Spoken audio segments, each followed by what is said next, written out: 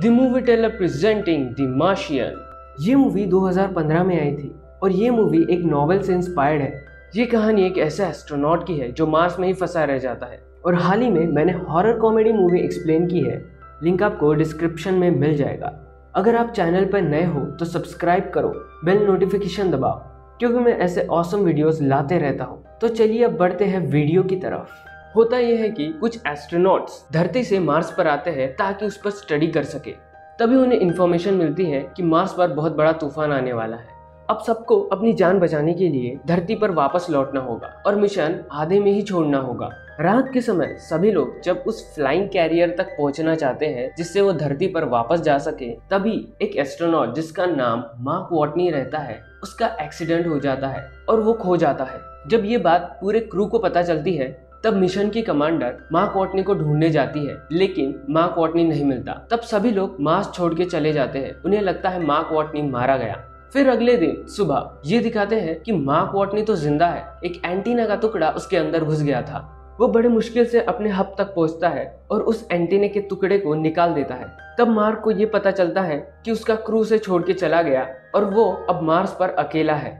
Crew को लगता है कि मार्क मारा गया और ये बात वो नासा तक पहुंचा देते हैं। अगर मार्क को मार्स से निकलना है तो उसे 4 साल तक वेट करना होगा, क्योंकि मार्स का अगला मिशन 4 साल बाद आने वाला है और उनकी लैंडिंग पोजीशन हब से 3200 किलोमीटर दूर होने वाली है। अब मार्क 4 साल का वेट नहीं कर सकता, क्योंकि उसके हब में उतना खाना नहीं है कि 4 साल तक चल सके। लेकिन कुछ भी हो, उसे 4 साल का वेट तो करना ही होगा, इसलिए वो मार्स पर खेती करने के बारे में सोचता है। अब मार्क की बात की जाए तो वो एक बॉटनिस्ट होता है, यानी कि उसके लिए ये काम करना कोई बड़ी बात नहीं। फिर वो अपने सामान की लिस्ट बनाता है। तब उसे वहां पर आलू मिलते हैं और वो ये तय करता है कि मैं आलू की खेती करूंगा। अब जाहिर सी बात है वो मार्स पर तो खेती नहीं कर सकता, क्योंकि मार्स का एनवायरनमेंट खेती करने लायक नहीं है। तब वो हब के अंदर ही खेती करने के बारे में सोचता है। मार्स की मिट्टी हब के अंदर लाता है ताकि आलू को बोया जा सके। लेकिन उसे यहाँ पर भी एक प्रॉब्लम आती है कि मिट्टी को उपजाऊ बनाने के लिए उसे खाद और पानी दोनों की जरूरत होगी। खाद तो उसे अपने ही हब से मिल जाता है। एक कंपार्टमेंट में सारा वेस्ट मटेरियल स्टोर होता है, जिससे उसकी खाद की समस्या तो दूर हो जाती है, मगर पानी की समस्या अब भी वही रहती है। तो वो ये तय करता है कि मैं मार्स पर पानी बनाऊंगा। हाइड्रोजन में ऑक्सीजन मिला दिया जाए और उसे जला दिया जाए तो पानी बनता है। पानी बनाने की रेसिपी तो उसे पता थी, लेकिन उसने ये कभी ट्राई नहीं किया था। तो पहली कोशिश में वो नाकाम होता है, मगर दूसरी कोशिश में वो पानी बनाने में कामयाब हो जाता है। अब खेती करने के लिए पानी की समस्या भी दूर हो गई और कुछ दिनों बाद आलू की फसल उगने लगती है। ये देख के वॉटनी बहुत ज्यादा खुश हो जाता है। अब बात की जाए धरती पर तो सबको लगता है कि मार्क मारा गया और उसका फ्यूनरल मनाते हैं। तब नासा की सैटेलाइट ऑपरेटर ये देखती है कि मार्स मिशन पर छोड़ी गई चीजें अपनी जगह से हटाई गई है। ये बात देख के वो नासा के मार्स मिशन के डायरेक्टर को बताती है, जिनका नाम रहता है विंसेंट कपूर। और अब तक नासा को पता चल चुका था कि वॉटनी मार्स पर जिंदा है। अब नासा के मेन डायरेक्टर बोलते हैं ठीक है वो जिंदा है, लेकिन जब तक हम वहां तक पहुंचेंगे वो तब तक मर चुका होगा। अब मार्स पर मार्क कैलकुलेशन करता है कि वो 4 साल बाद उस जगह कैसे पहुंचेगा जहां पर नासा का अगला मिशन आने वाला है। उसके पास जो मूविंग कैरियर्स होते हैं वो सिर्फ एक दिन में 35 किलोमीटर दूर ली जा सकते हैं, यानी कि उसे 3200 किलोमीटर जाने के लिए कुल मिला के 50 दिन लगेंगे। अब 35 किलोमीटर के आगे जाने के लिए उसे फिर से मूविंग कैरियर को रिचार्ज करना होगा और उस कैरियर को रिचार्ज करने के लिए उसे सोलर पैनल की जरूरत पड़ेगी। अब धरती पर नासा सबको ये बताते हैं कि मार्क वॉटनी मार्स पर जिंदा है और हम खाना और मदद पहुंचाने की पूरी कोशिश करेंगे। अब मार्स पर मार्क के आलू की फसल को पूरे 48 दिन हो जाते हैं। उसने कुल मिला के 400 पौधे उगाए हैं। अब वो फसल निकाल कर नई फसल लगाता है। अब वो आलू की फसल निकालता है और छोटे आलूओं को वापस से बो देता है। मार्क अपने खाने की समस्या तो दूर कर लेता है, मगर उसने नासा से संपर्क नहीं किया तो चाहे जितने आलू उगा ले वो जिंदा नहीं बचेगा। लेकिन मार्क जानता है कि नासा से कैसे संपर्क बनाया जाए। नासा ने कई साल पहले एक पाथफाइंडर मार्स पर भेजा था। वो पाथफाइंडर ढूंढ लेता है और उसे हब पर लाता है। धरती पर विंसेंट भी जानता है कि मार्क पाथफाइंडर का इस्तेमाल कर रहा है ताकि नासा से संपर्क साध सके। वो पाथफाइंडर के पुराने टीम को इकट्ठा करता है और मार्क के मैसेज का वेट करता है। पाथफाइंडर 1997 में खराब हो गया था, खराब बैटरी की वजह से, और उसका संपर्क धरती से टूट गया था। अब पाथफाइंडर की बात की जाए तो ये बहुत पुराना सिस्टम है, ये सिर्फ फोटो को धरती तक पहुंचा सकता है। अब मार्क पाथफाइंडर के सामने 3 बोर्ड लगाता है। बीच वाले में लगाता है क्या आपको मेरा सिग्नल मिल रहा है, और बाजू में यस और नो के बोर्ड लगाता है। अब विंसेंट पाथफाइंडर को यस की तरफ मोड़ने कहता है और इससे मार्क समझ जाता है कि उसने नासा से संपर्क बना लिया है। वो ये देख के बहुत खुश हो जाता है। अब मार्क को कुछ कोड्स भेजे जाते हैं ताकि वो रोवर को हैक कर सके और नासा और उसके बीच का कम्युनिकेशन बहुत ईजी हो जाए। वो कोड्स को हैक कर लेता है और नासा उसे ये मैसेज भेजता है कि तुम्हारे लिए खाना और मदद भेजी जा रही है। ये पढ़ के मार्क बहुत खुश हो जाता है। मार्क को ये बात पता चलती है कि उसके क्रू को अभी तक ये नहीं पता कि वो जिंदा है। वो इस बात पर नासा से बहुत नाराज होता है, मगर मार्स मिशन के कमांडर चीफ क्रू को बता देते हैं कि मार्क अभी जिंदा है। क्रू को ये बात जान के बहुत खुशी होती है कि मार्क जिंदा है, लेकिन उन्हें कहीं ना कहीं दुख भी होता है कि वो वहाँ उसे अकेला छोड़ आए। अब मार्स पर वॉटनी के साथ सब कुछ ठीक ठीक चल रहा होता है, लेकिन एक रात अचानक हवा का दबाव ज्यादा होने के कारण मार्स का हब उड़ जाता है और सारी फसल बर्बाद हो जाती है। अब मार्क फिर से फसल नहीं उगा सकता क्योंकि जो इन्वायरमेंट उसने हब के अंदर बनाया था वो इन्वायरमेंट वो दोबारा नहीं बना सकता। अब वो अपने आलूओं का हिसाब लगाता है। उसे ये पता चलता है कि वो तब तक जिंदा नहीं रह सकता जब तक धरती से कोई मदद आएगी, यानी अर्थ से जब तक उसके लिए कोई मदद भेजी जाएगी तब तक वॉटनी मारा जा चुका होगा। अब ये बात मार्क अपने क्रू और नासा को बताता है। तब नासा मार्क को एक मैसेज भेजती है। वो ये कहती है जब तक मदद नहीं आती तब तक तुम्हें अपने खाने को कम से कम खाकर ज्यादा से ज्यादा दिनों तक बचाना होगा। अब मार्क ऐसा ही करता है। वो एक दिन में जो 3 बार खाता था वो एक बार का खाना 3 दिनों तक चलाता है।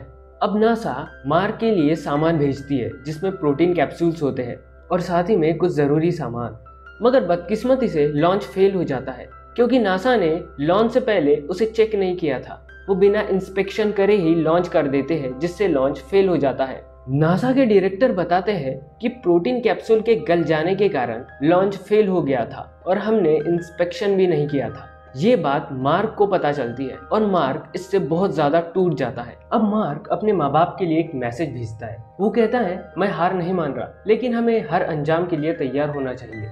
आप उनसे कहना कि मुझे मेरा काम पसंद है। अगर मैं इस मिशन में मारा भी गया तो मैं एक नेक मकसद के लिए मरूंगा। उनसे कहना कि मैं मुश्किलों से डरा नहीं, उनका सामना किया।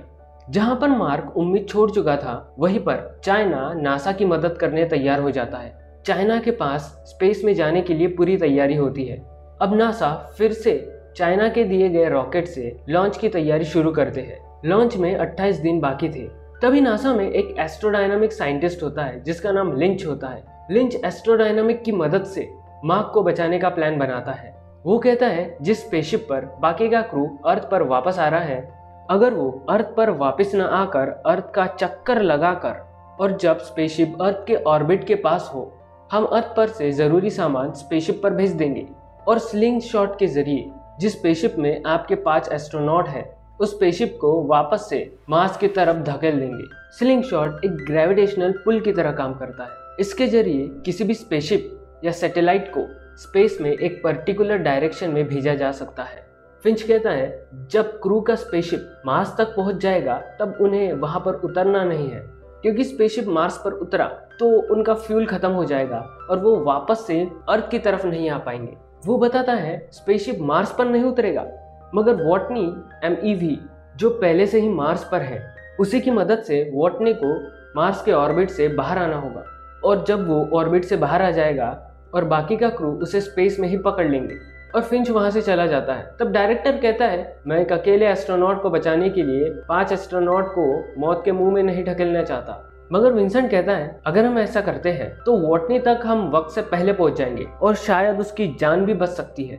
बाकी का क्रू जो घर पहुंचने ही वाला होता है, अगर इस मिशन को अकम्प्लिश करते हैं तो उनका मिशन फिर से 500 दिनों के लिए बढ़ जाएगा और नासा इस प्लान को रद्द कर देती है क्योंकि वो एक अकेले वॉटनी की जान बचाने के लिए बाकी के 5 एस्ट्रोनॉट की जान खतरे में नहीं डाल सकते।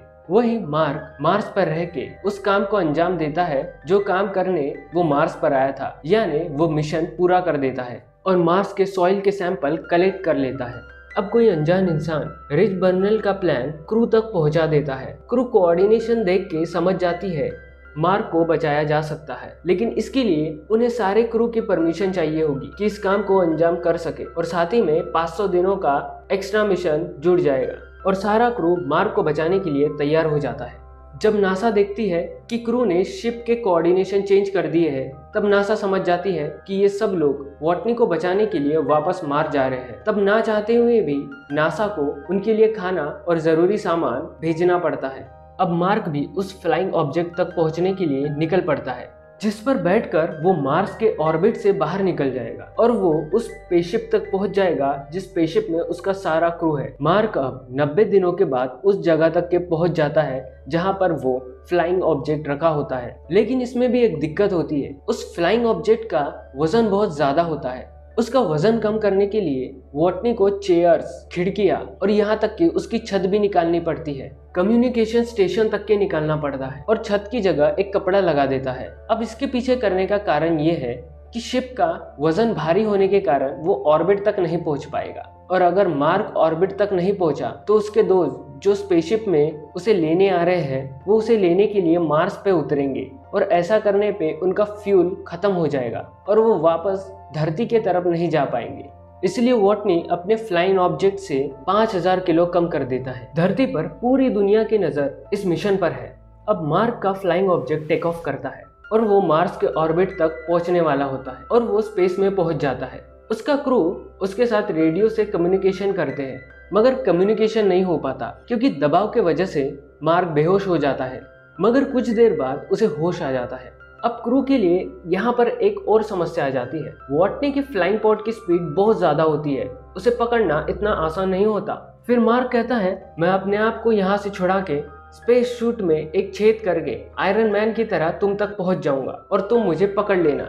मिशन कमांडर इसकी इजाजत नहीं देती क्योंकि ये बहुत रिस्की होता है, इससे मार्क की जान भी जा सकती है।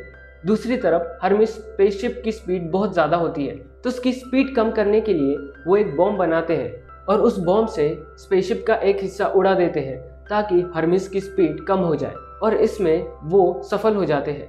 अब उन्हें मार्क अपनी तरफ आते हुए दिखाई देता है। कमांडर स्पेस चेयर में बैठ के उसे लेने जाती है, लेकिन जिस रस्सी से वो बंधी होती है वो खत्म हो जाती है। तब मार्क आयरन मैन वाला आइडिया अपनाता है और कमांडर तक पहुंच जाता है। अब सारा क्रू और वॉटनी वापस अर्थ पर आ जाते हैं।